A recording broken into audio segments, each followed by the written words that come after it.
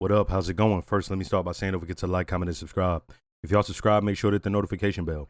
Shout out to all the new viewers. Shout out to all the subscribers. And I got a Patreon with full-length early reactions to things like this. If you'd like to, check it out. So Nacho went out how he went out. Had the Don Salamanca tight. But he was over there just can only move one thing, and that's his trigger finger. And he was letting that bitch fly like, pap, pap, pap. Oh, fucking hilarious. But the fact that Nacho, at the very least, because, yeah, Gus did what he did. And, of course, fucking Nacho hated that Gus had him like that. But truthfully, this motherfucker Salamanca, you know what I mean? He's the scum of the earth who just put his father right out there.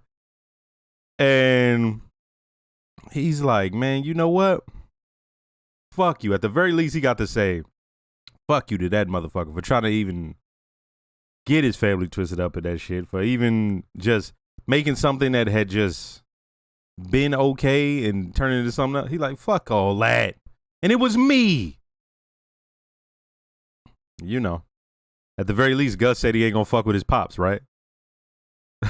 Salamanca was like, oh, no, I'll kill that motherfucker. I don't. Right? Just so we clear, had Salamanca, had the pill thing not been taking place, Salamanca would be would have been probably already slapped up his daddy, right? So, yo, once again, Kim, you know what's interesting about her?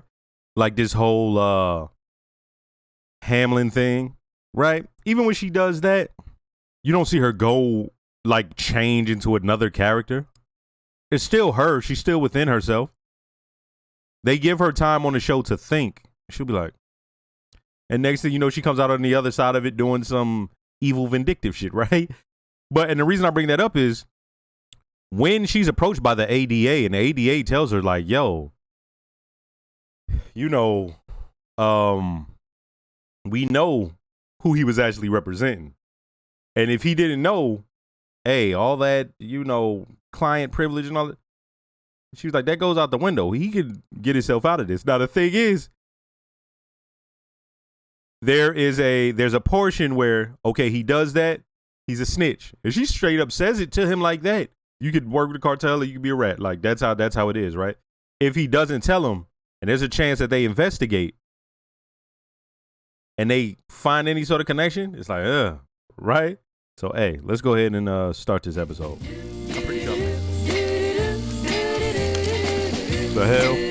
Some retiree?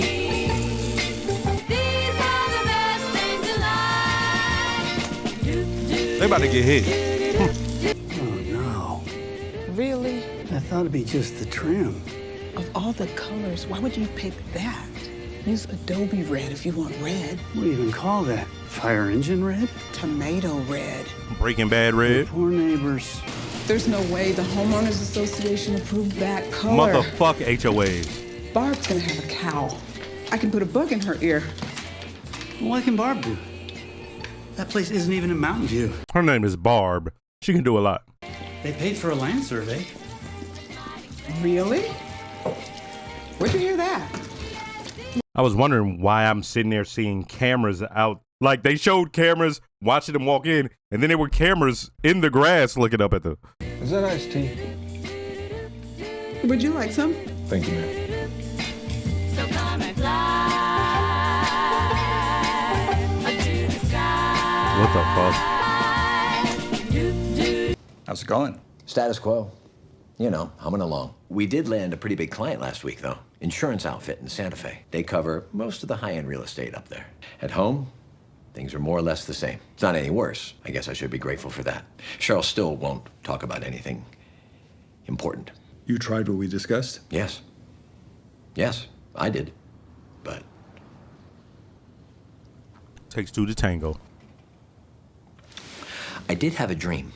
He can see the end. I'm talking about of the relationship. This motherfucker really put on a Hamlin cosplay.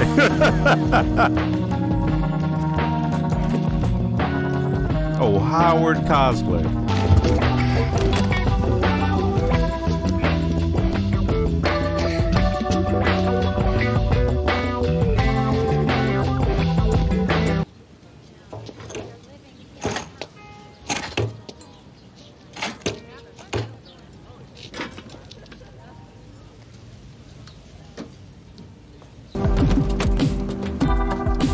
see where they're at. He gonna go get some dope, put it in the car.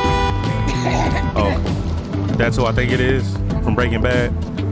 Hey. What are you doing? Get her drink. No. Getting a root beer. No, we have a schedule. Remember we discussed it? I put 2 quarters in. Here we go. Right in. You better be giving her a 75% All off the coupon. way. She gonna need it. She's going to need it.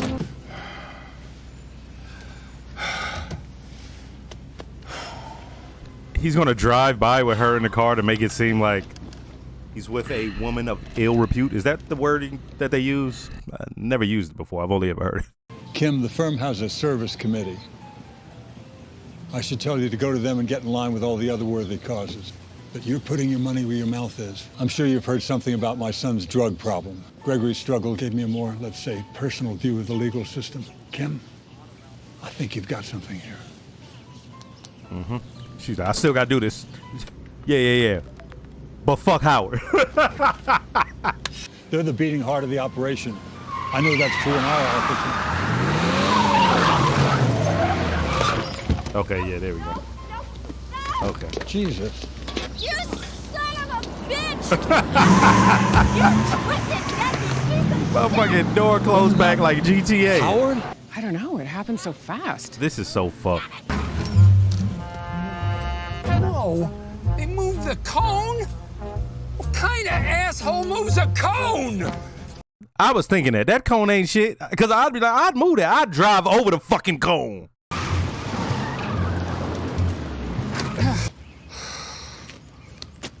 Think. As soon as they did it, they showed the sign. I was like, oh, okay, he not about to try this.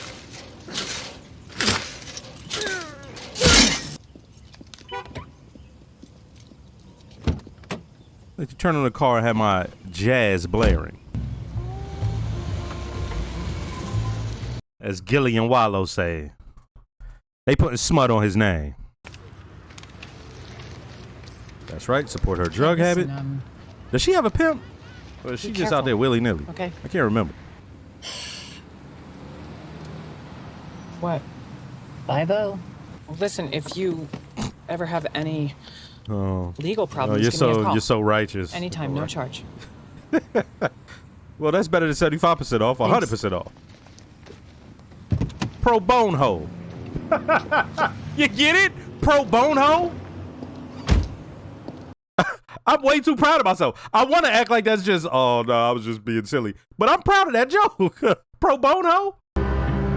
Wait. Is that the cops? I thought that was the cops. Is that?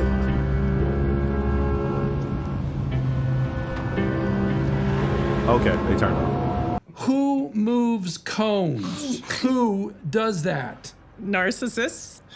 You're damn right. 100%. You should have seen his face. It landed, trust me. Cliff went for it. I mean, like, really went for it. You're kidding. I know. How great is that? It's unbelievable. Isn't it great that us being scumbags Are we on a roll or are we on a will roll? help our business? Fuck off. But good job. When I dropped Wendy off at the motel, she thought she was being watched by some undercover cops. But then when I drove away, that same car was behind me. Well, you know what they say. The wicked flee when no man pursueth. You think we're wicked? You know why you're feeling like this? Because we got away with it. It seems too good to be true. But trust me, nobody is following you. No one knows what we're doing except for us. How's it hanging, Steve-O? Shoes, belt, jacket. Sorry, what?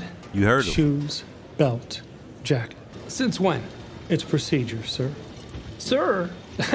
They know what you did, boy. They don't fuck with you. Hey, how you doing on this beautiful day?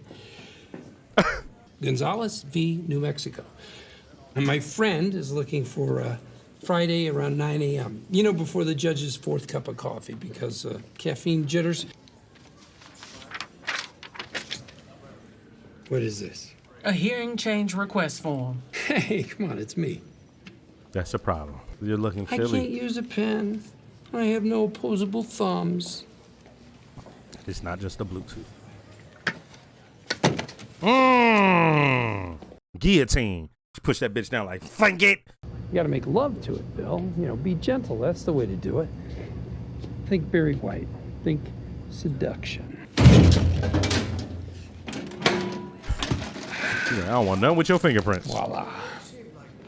I liked you better when you were just a regular bottom feeder. I understand advocating for your client, but you scammed the court.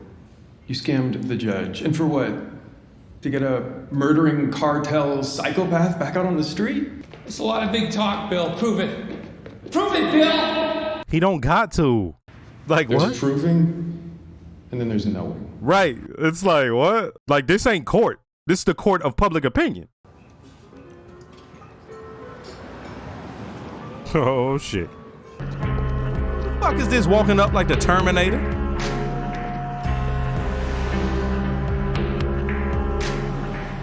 Are you following me? What are you, APD? I think you're following me. And if you're not going to identify yourselves, then I'm calling in your plates because I feel threatened. Sorry if we've disturbed you. You have a nice day, man. What the fuck? He's sitting alone. You get these people out right now. What, these guys, they bothering you? Not them. Inside. God damn. Then you're the guy, right? What guy's that? Salamanca's guy. Word spread. Everybody who has an appointment already. You know what? If this is somebody I should know, I don't remember. I'm watching 25 things currently. I'm doing Mr. brain Spooge? It's just Spooge. Oh, Just okay. Spooge, duly noted. No All idea. right, Oh, that's who he was. His life was together at a certain point. Cucumber water for paying customers Oh, only. believe me, they're going to be paying. They're gone. The two men that were following you. They're gone. Okay. Makes sense. All right, let's see. I have men watching you and your husband. Mm-hmm. I do know that you've been up to a few things that you probably would rather keep private. I don't care. I'm trying to solve a problem of my own. Lalo Salamanca. They expect him to pop back up and they'll be there waiting. Lalo Salamanca's dead. He isn't. Most likely he'll never reach out. He's got bigger fish to fry. But in the 1,000 to 1 chance that he does. Ooh. And who do you work for? I said I would answer anything I can. He knows how to speak human to human. Why are you telling me this and not him? Because I think you're made of sterner stuff. Just pretend they're not there. And pretty soon they won't be. Go on living your lives. You worked in the parking booth at the courthouse. You're the attendant. I was. So remember, if y'all have been with me since I began in the universe, when I watched Breaking Bad, the thing you notice, Mike's thing is reading people. That's his alt, right? Like he could read the motherfuckers, right? He knew who was going to be a problem. He knew who wouldn't be able to keep up. He knew who mentally was deficient. So for him to say she's made of sterner stuff is like, oh, right? This is something that as of right now, it was still kind of up in the air for me. But for Mike to be like, oh no, you made that sterner stuff. He was out there in the desert with this dude, watched him overcome all that. And he like, yeah, I feel like you can stand tall more. like you not go wild out. And him using the word stern makes sense, right? Because even if she feels a certain way, she's and then going about her business, right? Whereas Jimmy, there may be times where he got to decompress. We seen her cry, but it's like, think about everything it took for her to get to that point. Like, you know what I mean? And everything surrounded it. And that's not taken away from everything Jimmy went through, but for Mike to be like, he feels like she has sterner stuff. Yeah, I can see that. Y'all gotta forgive me. I've only seen Breaking Bad once, so a lot of things y'all remember from watching multiple times, I've only seen it once because I had to move on to the next show. And in my mind, I can only remember his house in the dark. Does that make sense? I can't remember what his house looks like in the daytime. Okay.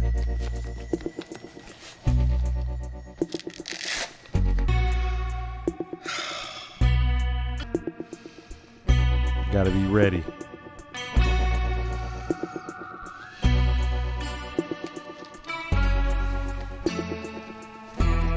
we saw what just happened there. He like, fuck all that. It's wartime. It's not even wartime. It's like defensive time. Like he gotta just, he gotta be on the lookout. He gotta be vigilant.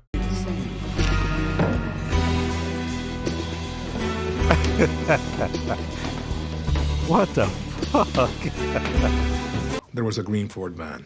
He was behind me for almost 3 blocks. 98 O'Connell line. We ran the plate. Guy's a freelance plumber.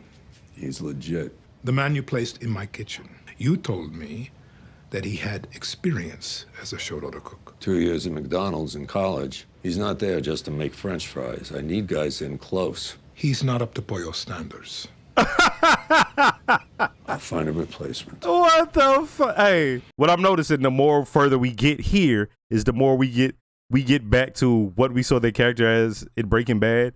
And it's one of those things you immediately notice is like, for however stringent however much he's about his gangster shit, he be on that chicken shop.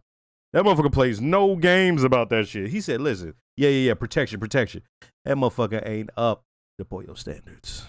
All due respect, the rest of the world thinks the guy is dead. Lalo Salamanca is alive. And where is he? My new office, potentially. Come on. Mrs. the Wind kicked me to the curb. Bad day, huh? No. No, it was a great day. People were throwing cash retainers at me just to say Saul Goodman is their lawyer. Because of who you represented.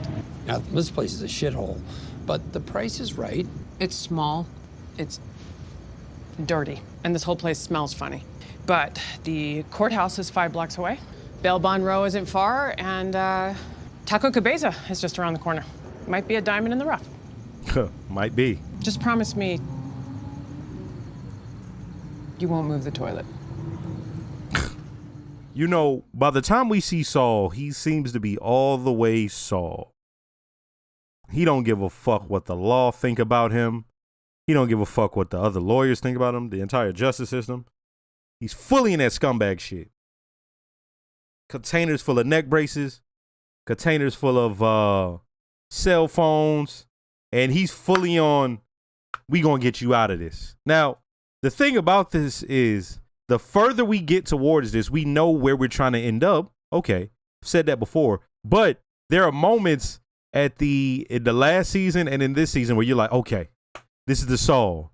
And it's like, oh, no. There's still more layers to this, right? So, for instance, in the same day that he walks in that building and everybody involved in the justice system, even Hannah Banana. Oh, Hannah. They all are looking at him like, you betrayed what this is. And for us on the outside, we could kind of be like, but he already is an advocate for somebody. And I said it, but then old dude, well, I can't remember his name, the ADA, he's like, yeah, I get that deep down in my heart, which is hilarious, right? That's what he says. But he's like, well, this? He's like, I thought you'd be low, but like all the way like that. And, you know, he did what he did. And he's like, okay, well, then that's what it is. Now, in that same day, all of a sudden, he's getting calls. And he goes there, and he knows why they're there. Did they have the conversation? Oh, Salamanca, right? And Spooge. I was like, oh, I forgot who Spooge was. Because he don't look his feet out, right? At the moment I saw his picture, I said, oh, shit. Okay, right? Like he actually looks put together for however terribly he's dressed. I wonder if they're going to use him anymore on this, or if now we're just at the point where they're just going to show us, particular characters that, So he's there and he's doing that. And so by the time we get to her asking, oh, tough day, because he gets kicked out of it, he's like, nah, shit was good. Okay. That's him right there. Like, okay, that's what this is. Now you think before we saw him made that decision, him calling himself Saul, him doing the thing with the cell phones that leads to people coming back and 50% off. And you think that's what it is. But there are these little moments where it's like, Oh, no. He could make a decision at certain points, but imagine y'all did some scumbag stuff and you know it's wrong, and everybody at your place of business who y'all all took this oath or whatever, they're all looking down on you. But the stuff that you did that was scumbagish is making you super successful in a very short amount of time. To the point where you immediately could go just buy a new place, right? Something that has been a running thing on this is like finding some place to work at and all that. And now he just got a place, right? We know what this place is, right? And her talking about the schematics of it, 5 blocks away from the courthouse near Bell Bonds Row or whatever. Then it's it's on the way. And like, so you have to see it, and it's near the taco spot, right? So for him, it's like, oh, success. Never mind that, right? So there's always this building of the character, and that's what I could say for this show is they stay building to the point where I'm thinking, okay, we pretty much got Saul. Now it's just story. No, they were still building up Saul. Like there was so, and I'm not just talking about the superficial shit, not like the where he works at or the commercials or the big, floaty above the office. No. Like the actual mindset and the decision making that leads one to just be like, I'm a lawyer, but truthfully, chimp with a machine gun, like his brother said. Like before, this motherfucker's a chimp with a 9. Now this motherfucker got the 240. So in that moment, he's doing what he's doing. Now, I noticed early on in this episode, I'm like, they're doing this shit with Howard, but they're not really caring about that ADA thing that was brought to him. Because in their mind, it's like, okay, he not ratting. Okay. Right? So she also was good with it. By the way they were acting and moving on and doing the stuff with Howard, they were kind of good. They were good with it. Right? And then I like the way they did set up this episode because I couldn't make out who that was in the beginning. Some of y'all could figure it out, right? I'm sure, because there was a moment at the end where Mike is talking to her, and I'm like, oh yeah, I could have seen that. And then you could kind of piece together why he was doing it before he even explained it to her, why they were doing it, right? But so what I'm getting at is, it seems almost as if Kim and him had just settled, all right, that's what it is, right? Okay, so imagine now they're thinking, okay, if we just keep quiet, no consequences from the ADA, and you're not a rat, like to the point where they're not even really thinking about it. They moved on to the Howard shit. All right. And then a thing that you thought was happening on being followed, the paranoia she's having, it'd be like if it was a cop, she'd probably be able to handle that. Oh, fuck, let's just stop what we're doing, But Mike coming in there and expressing to her, and as I said, he knows how to be human to human. Him just coming in there expressing that to her rocked her fucking world. And as I said, with her, it's all eyes. Everything with her is so subtle, and it's not. Yeah, it's a choice by the actors and the showrunners, but it's also what that character is, right? She and Mike insinuates this about her.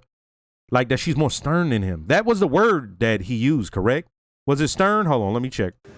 Because I think you're made of sterner stuff. You're made of sterner stuff. That's the wording that he used. He's basically saying you're less likely to fold. Like saying you're made of sterner stuff, right? And so that's what I mean about her. Y'all, I remember saying this early on, like, yo, she seemed kind of cold.